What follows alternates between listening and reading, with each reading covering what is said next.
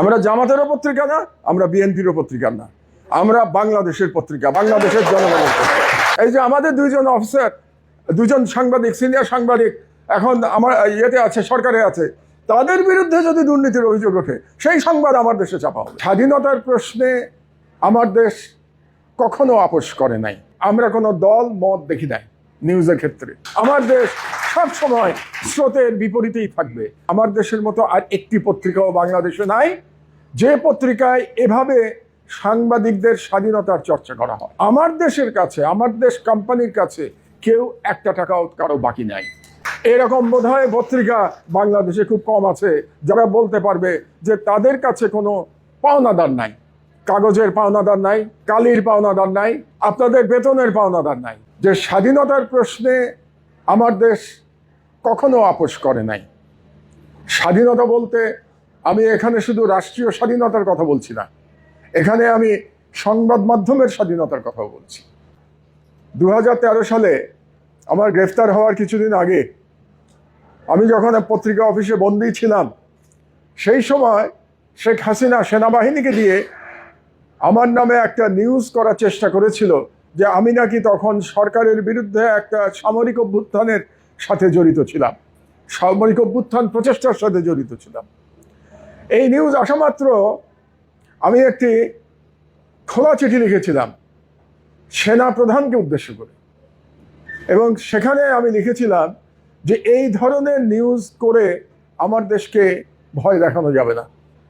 তার মানে আমার দেশ ছাড়া বাংলাদেশের আর কোনো পত্রিকা আমার মনে হয় না সেনা প্রধানকে উদ্দেশ্য করে কোনো খোলা চিঠি লেখার সাহস করতে পারে।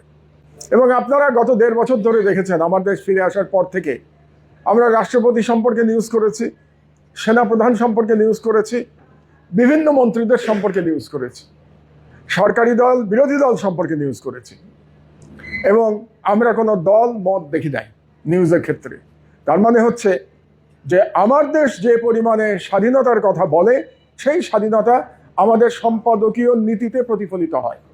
আমার দেশের প্রত্যেকজন আমার সহকর্মী জানেন, তাদের নিউজ লেখার সময় দুশ্চিন্তা করতে হয় না যে এই নিউজ লেখা যাবে কি যাবে না। আপনারা একজনও বলতে পারবেন না আজ পর্যন্ত আপনাদের কাছে কোনো নির্দেশ এসছে যে অমুকের বিরুদ্ধে নিউজ করা যাবে না। এই দিক দিয়ে আমার দেশ ব্যতিক্রম। আমার দেশের মতো আর একটি পত্রিকাও বাংলাদেশে নাই যে পত্রিকায় এভাবে সাংবাদিকদের স্বাধীনতার চর্চা করা হয়। আমার দেশ ব্যতিক্রমী পত্রিকা এই জন্যে যে আমার দেশ কোনো কর্পোরেট পত্রিকা নয়। বাংলাদেশের অধিকাংশ পত্রিকা কর্পোরেট। যে মুহূর্তে আমি ব্যবসা করে টাকা করতে যাব তখনই আমি আর পত্রিকার স্বাধীনতা রাখতে পারবো না। এই বিষয়টা আপনাদেরকে বুঝতে হবে। এবং আগামী মাসে আমার 73 বছর বয়স হবে। এই বয়সে এসে নতুন করে ব্যবসা করার কোনো ইচ্ছা আমার নাই।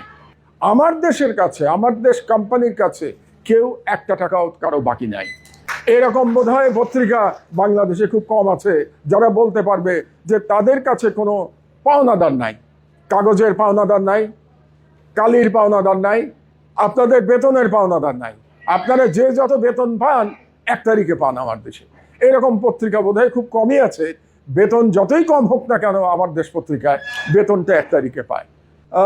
শেখ হাসিনার আমলে আমরা বিপদে ছিলাম, আপনারা একজন বললেন, আজও আমাদের বিপদে থাকতে হবে। আমরা শেখ হাসিনার আমলে স্রোতের বিপরীতে ছিলাম, আজও আমরা স্রোতের বিপরীতে আছি। এটাই আমার দেশের বিশেষত্ব। আমার দেশ সব সময় স্রোতের বিপরীতেই থাকবে। আমার দেশ কোনো সুবিধাবাদী সম্পাদকীয়তে বিশ্বাস করে না। আমার দেশ সত্য প্রকাশ করতে চায়। সত্য প্রকাশ করব কোনো দল মত না দেখে। এটাই হচ্ছে আমাদের সম্পাদকীয় নীতি, এবং এই নীতি থেকে ইনশাআল্লাহ বিচ্যুত হব না। আমরা জামাতেরও পত্রিকা না, আমরা বিএনপিরও পত্রিকা না, আমরা বাংলাদেশের পত্রিকা, বাংলাদেশের জনগণের পত্রিকা। এই ইসলামী ব্যাংকে আবার ব্যাংক লুটেরার কাছে দিয়ে দিতে চায় এই সরকার, তাহলে সেই সিদ্ধান্তের বিরোধিতা করা আমার দেশের আমি কর্তব্য বলে মনে করি। দুর্নীতির বিরুদ্ধে আমাদের পরিষ্কার অবস্থান থাকবে, সে যেই করুক না কেন। এই যে আমাদের দুইজন অফিসার, দুজন সাংবাদিক, সিনিয়র সাংবাদিক এখন আমার ইয়েতে আছে, সরকারে আছে, তাদের বিরুদ্ধে যদি দুর্নীতির অভিযোগ ওঠে সেই সংবাদ আমার দেশে চাপা হবে।